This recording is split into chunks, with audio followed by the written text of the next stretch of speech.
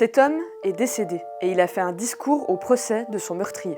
Christopher Perklis s'est fait tirer dessus par Gabriel Paul Orcasitas en 2021 après une altercation sur la route. Et pourtant, Pelkey est apparu le jour de l'audience de son assassin pour lui adresser un message en vidéo. Hello. C'est à travers une vidéo générée par IA qu'il a pu s'exprimer posthume, une création de sa sœur. Dans cette vidéo, il explique que dans une autre vie, il aurait pu être ami avec son assassin et qu'il croit au pardon.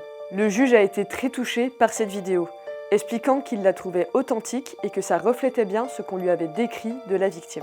La sœur du défunt souhaitait donner une autre dimension au procès du meurtrier de son frère, afin d'apporter une pierre au processus de guérison. Elle estime que l'intervention de son frère disparu et les mots choisis pour le faire parler ont participé à l'apaisement de la famille endeuillée. La responsable de la Cour suprême de l'Arizona a estimé que l'IA avait un grand potentiel pour aider celles et ceux qui n'ont pas de connaissances dans le système juridique américain, notamment pour mieux se défendre. Mais elle met aussi en garde sur les dangers de l'IA. Elle peut entraver, voire bouleverser la justice si elle est utilisée de façon inappropriée. En effet, un deepfake de ce genre pourrait altérer la réalité de ce qui s'est vraiment passé. On ne pourra jamais vraiment savoir si la victime pensait un seul mot que son avatar numérique a prononcé, puisque c'est sa sœur qui a choisi pour lui.